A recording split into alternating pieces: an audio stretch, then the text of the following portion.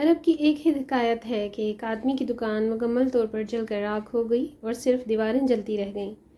جب آگ بجھائی گئی تو لوگ اس کے ارد گرد جمع ہو گئے تاکہ اس کو تسلی دیں۔ سب حیران تھے کہ وہ مسکرا رہا تھا جیسے کچھ ہوا ہی نہیں اور جیسے اس کا واحد ذریعہ معاش نہیں جلا تھا۔ لوگوں نے اس سے پوچھا، ابو عبداللہ تمہیں کیا ہوا ہے؟ ہم آپ کو مسکراتے ہوئے دیکھ رہے ہیں، حالانکہ آپ پر بڑی مصیبت آئی ہے۔ کیا آپ نے اپنا دماغ کھو دیا ہے؟ اس نے جواب دیا، میں کیوں غمگین ہوں، جبکہ مجھے یقین ہے کہ اگر میں اللہ کی قضاء و قدر پر راضی رہوں گا تو اللہ مجھے اس سے بھی بہتر عطا کرے گا۔ میں نے اپنا معاملہ اللہ کی سپرد کر دیا ہے اور ہر حال میں اللہ کا شکر گزار ہوں۔ 2 ہفتے بعد لوگ ایک بڑی اور نئی دکان دیکھ کر حیران رہ گئے جو ہر قسم کی اشیاء سے بھری ہوئی تھی۔ لوگ قریب گئے تاکہ دیکھیں کہ یہ بڑی دکان کس کی ہے۔ انہوں نے ابو عبداللہ کو دکان کے اندر نماز پڑھتے ہوئے پایا۔ لوگوں نے کہا، یہ کیسے ہوا؟ ابھی 2 ہفتے پہلے آپ نے اپنی پرانی دکان کھوئی تھی اور یہ سب پیسہ کہاں سے آیا؟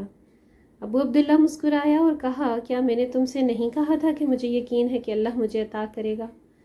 اللہ کی قسم، اس نے اپنے عطا سے مجھے حیران کر دیا۔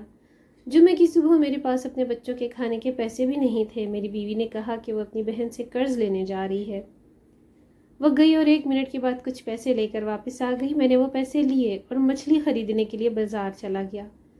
میں نے ایک مچھیرے کو ایک چھوٹی سی مچھلی ہاتھ میں لیے دیکھا۔ وہ لوگوں سے 200 دینار میں اسے خریدنے کے لیے التجا کر رہا تھا۔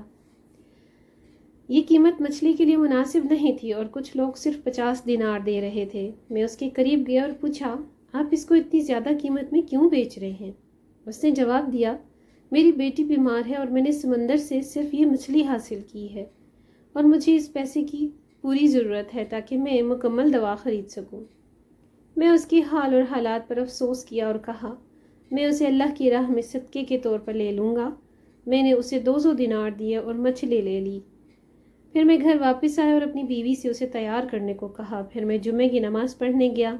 جب میں مسجد سے واپس آیا تو میری بیوی نے کہا، دیکھو مچھلی کے پیٹ میں کیا ملا، یہ 9 خوبصورت پتھر ہیں۔ میں نے انہیں دیکھا اور کہا، واقعی یہ خوبصورت ہے، ہم انہیں سنبھال کر رکھیں گے۔ 2 دن بعد میری بیٹی اور اس کا شوہر ہمیں ملنے آئے۔ میں نے وہ پتھر نکالے اور اپنے داماد کو دکھائے۔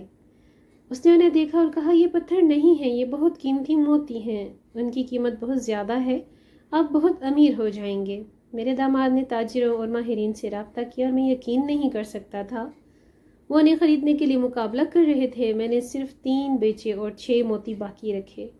اللہ نے میری مدد کی اور مجھے جو کچھ کھویا تھا اس کا عوض دیا۔ اگلے دن میں اس مچھیرے کو تلاش کرنے بازار گیا تاکہ اللہ کے فضل سے اسے بھی کچھ دے سکوں، لیکن میں نے اسے نہیں پایا۔ جب بھی مچھلی والوں سے اس کے بارے میں پوچھا تو کسی نے کہا کہ یہ یہاں ایسے کسی کو شخص کو نہیں جانتے۔ تب میں نے سمجھا کہ وہ اللہ کی طرف سے ایک تحفہ تھا جو اس آدمی کی شکل میں آیا تھا۔ جب آپ کا اللہ پر حسن ظن سچا ہوتا ہے تو وہ آپ کو عطا اور خوشیوں سے حیران کر دیتا ہے اور ایسی جگہ سے رزق دیتا ہے جہاں سے آپ نے کبھی سوچا بھی نہیں ہوتا۔ آپ ہر حال میں اللہ پر حسن ظن رکھیں۔